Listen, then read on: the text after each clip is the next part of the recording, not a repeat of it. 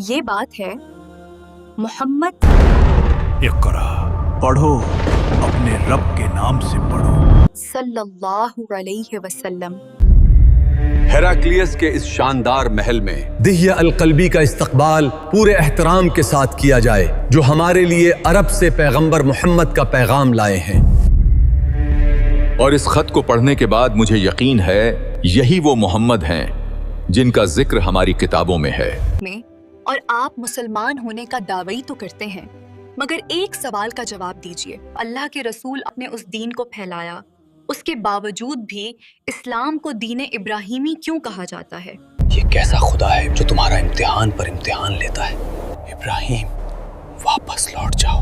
ذرا سوچ کر دیکھیے، روم کے پاس طاقت ہے، پرشیا کے پاس دولت ہے، دنیا میں کتنے ہرے بھرے علاقے ہیں، لیکن اس کے باوجود بھی اللہ نے اپنے گھر کعبہ کے لیے مکہ کو کیوں چنا؟ اور کیا سچ میں قوم عاد، قوم سمود کے لوگ اتنے لمبے قد کے تھے کہ ان کے آگے پہاڑ بھی چھوٹے لگتے تھے؟ حضرت ابراہیم علیہ السلام کو اللہ کا دوست ہونے کا درجہ ملا ہوا تھا، اس کے باوجود بھی اللہ نے ان کی دعا کو کیوں رد کر دیا؟ ابراہیم اسے آگ میں پھینک دو، ایسی مثال قائم کرو کہ پھر کوئی دوبارہ ایسا کرنے کی سوچ بھی نہ سکے۔ اگر آپ ان میں سے ایک سوال کا جواب بھی نہیں جانتے نا، تو اس کا مطلب یہ ہے کہ آپ اللہ کے نبی سے محبت ہونے کا دعویٰ تو کرتے ہیں لیکن انہیں جاننے کی کوشش نہیں کرتے۔ محمد النبی الأمی۔ ایسا کون سا وسوسہ ہے جو تمہیں اپنے نبی کو جاننے اور انہیں پہچاننے سے روکتا ہے؟ السلام علیکم، یہ ہماری سیرت النبی سیریز کے سفر کا دوسرا قدم ہے۔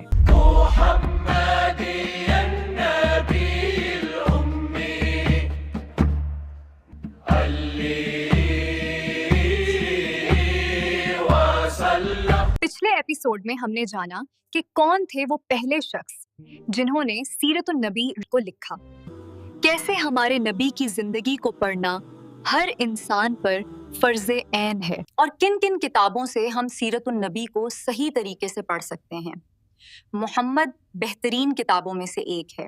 آج اس ایپیسوڈ میں نبی پاک کی زندگی کو گہرائی سے سمجھنے کے لیے ہمیں اس کینوس کو سمجھنا ہوگا جس پر یہ تصویر بنی ہے، یعنی ہمیں عربیہ کو سمجھنا ہوگا، اپنے آپ سے کچھ سوال کرنے ہوں گے کہ ہمارے پیارے نبی کو اللہ نے مکہ میں ہی کیوں پیدا کیا، عرب لوگ کون تھے اور وہ کہاں سے آئے۔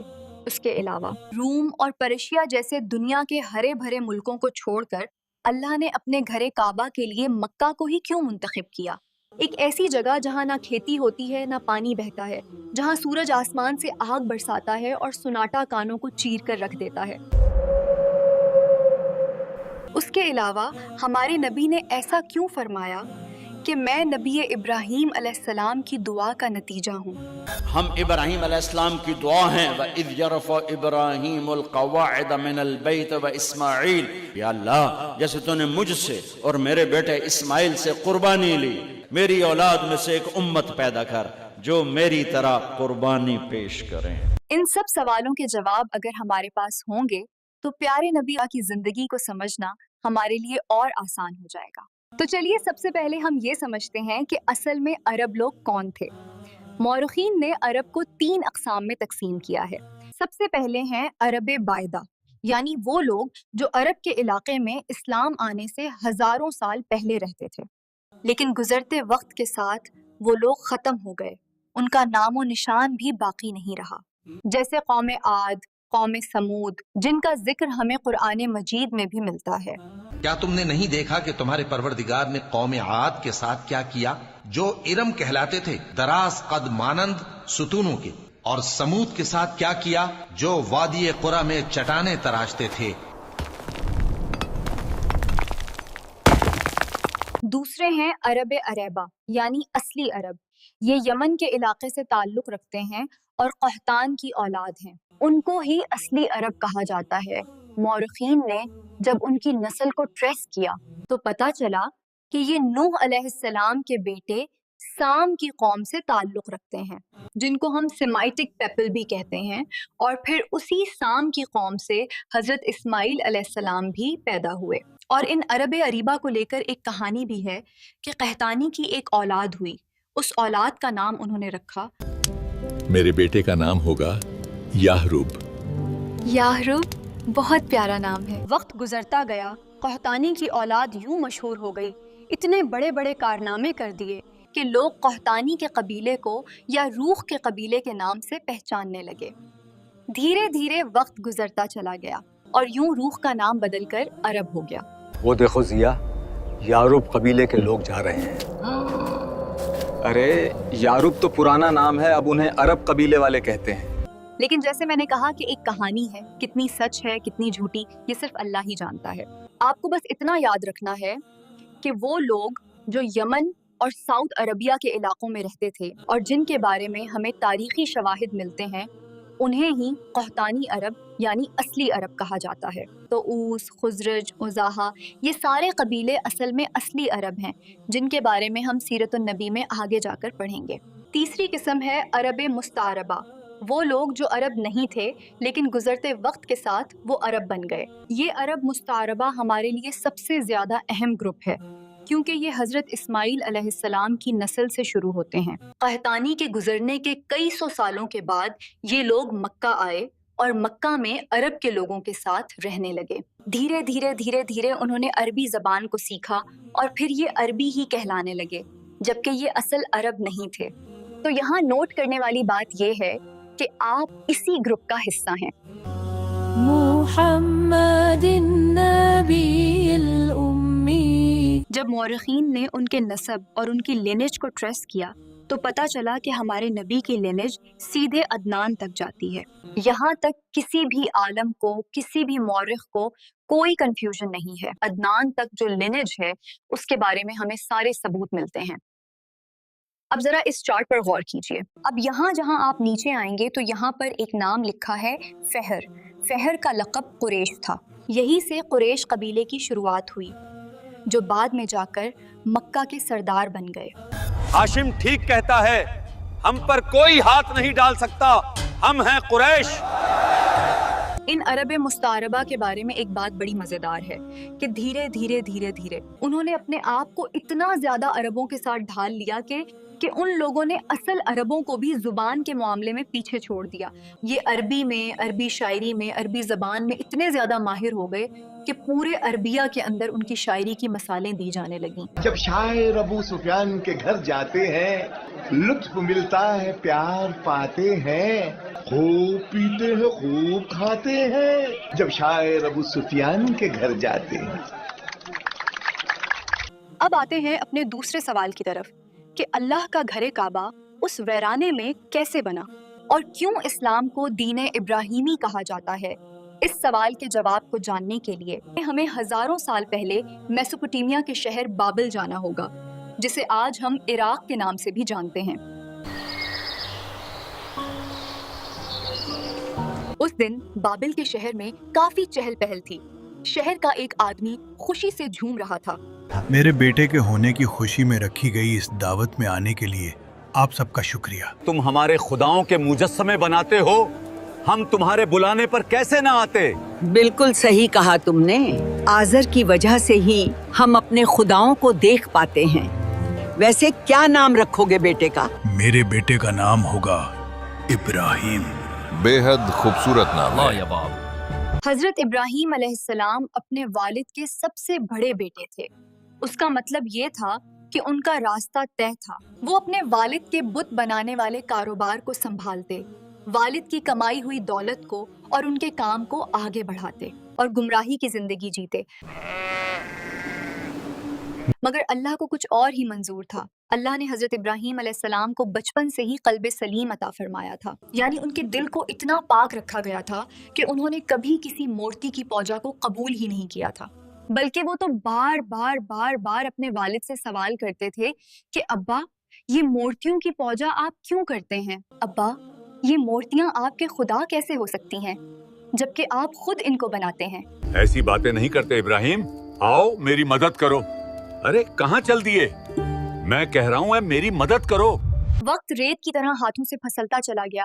हजरत इब्राहीम अलैहिस्सलाम बच्चे से बड़े हो गए, लेकिन आज भी उनके पास यही सवाल थे कि लोग मूर्तियों की इबादत क्यों करते हैं। और फिर अल्लाह ने एक दिन हजरत इब्राहीम अलैहिस्सलाम को बताया कि वो अल्लाह के नबी हैं और उन्हें हुक्म दिया कि वो लोगों को बुत परस्ती से रोकें, क्योंकि अल्लाह को शिर्क और बुत परस्ती पसंद नहीं है। हजरत इब्राहीम अलैहिस्सलाम ने बहुत कोशिश की, अपने शहर वालों को, अपने आसपास के लोगों को, अपने खानदान वालों को, अपने अब्बुआ को, सबको समझाया, लेकिन किसी ने उनकी एक ना सुनी। और नौबत यहाँ तक पहुँच गई कि एक दिन हजरत इब्राहीम अलैहिस्सलाम के वालिद ने गुस्से में आकर उनसे कह दिया, ए इब्राहीम, क्या तुम मेरे माबूदों से मुंह मोड़ रहे हो? अगर तुम बाज ना आए तो मैं तुम्हें संसार कर दूंगा। हिम्मत कैसे हुई इब्राहिम हमारे खुदाओं को झुठलाने की? अगर तुम इसी रास्ते पर रहे तो मैं तुम्हें पत्थरों से कुचल डालूंगा और तुम मेरी नजरों से दूर हो जाओ। लेकिन हजरत इब्राहीम अलैहिस्सलाम ने नाराज होकर अपने अब्बा को जवाब नहीं दिया, बल्कि बड़े ही नरम अंदाज से उन्होंने कहा, आप पर सलाम हो, मैं आपके लिए अपने रब से बख्शिश की दुआ करूंगा, बेशक वो मुझ पर बहुत मेहरबान है। आपके लिए अपने परवरदिगार से बख्शिश मांगूंगा। लेकिन फिर भी ये जालिम बाज ना आए। वहाँ के बादशाह नमरूद के साथ मिलकर उनके अपने सगे वालिद ने हजरत इब्राहीम अलैहिस्सलाम को कत्ल करने की कोशिश की। उनके जरिए एक ऐसी मिसाल कायम करने की कोशिश की कि दोबारा कोई उनके बुतों को झटला ना सके, जिसके लिए उन्होंने एक बहुत बड़ी आग का इंतजाम किया। इतनी बड़ी आग कि उसके ऊपर से अगर कोई परिंदा भी गुजर जाता तो जलकर खत्म हो जाता। आग में फेंक दो, ऐसी मिसाल कायम करो कि फिर कोई दोबारा ऐसा करने की सोच भी न सके। इसे जलाकर राख कर दो, फना कर दो, जला दो, जला दो, जला दो, जला दो, जला दो, जला दो। किताबों में जिक्र है कि जब हजरत इब्राहीम अलैहिस्सलाम को आग में डाला जा रहा था तो जिब्राईल अलैहिस्सलाम उनके पास आए और उन्होंने उनसे कहा, इब्राहीम, क्या आपको किसी मदद की जरूरत है? क्या तुम्हें कोई मदद चाहिए?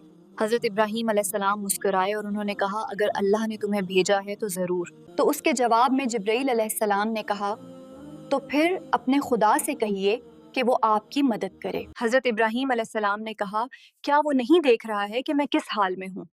अब देखिए, क्योंकि वो अल्लाह के खलील थे, अल्लाह के बहुत करीब थे, अल्लाह के इम्तिहान में कामयाब हो रहे थे, इसलिए वो ये कह सकते थे। आप और मैं ये नहीं कह सकते।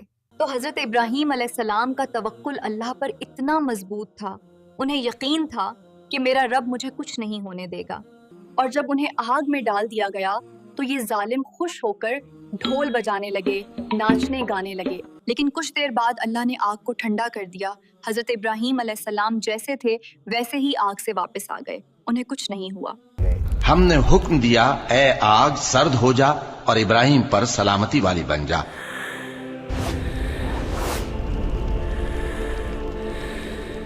लेकिन उसके बाद भी उनमें से कोई ईमान ना लेकर आया सिवाय एक नौजवान के, वो हजरत इब्राहीम अलैहिस्सलाम के भतीजे लूत अलैहिस्सलाम। लूत अलैहिस्सलाम की और ज़्यादा तफसीलात के बारे में हम तब बात करेंगे जब लूत अलैहिस्सलाम के किस्से की तरफ बढ़ेंगे।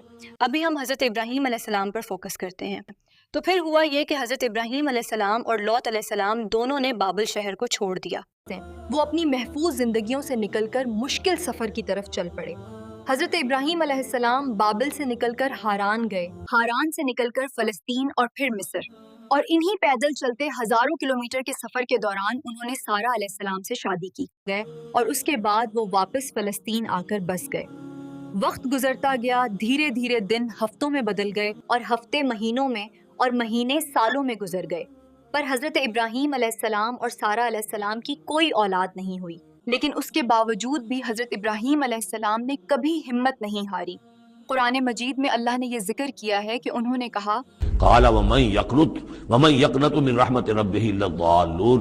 तो हजरत इब्राहीम ने कहा कि अल्लाह ताला की रहमत से मायूस तो सिर्फ वही हो सकते हैं जो गुमराह। धीरे धीरे हजरत इब्राहीम अलैहिस्सलाम और उनकी पहली बीवी सारा अलैहिस्सलाम बुढ़ापे को पहुंच गए। सारा अलैहिस्सलाम ने हजरत इब्राहीम अलैहिस्सलाम को ये मशवरा दिया कि क्यों ना वो हाजरा अलैहिस्सलाम से शादी कर लें।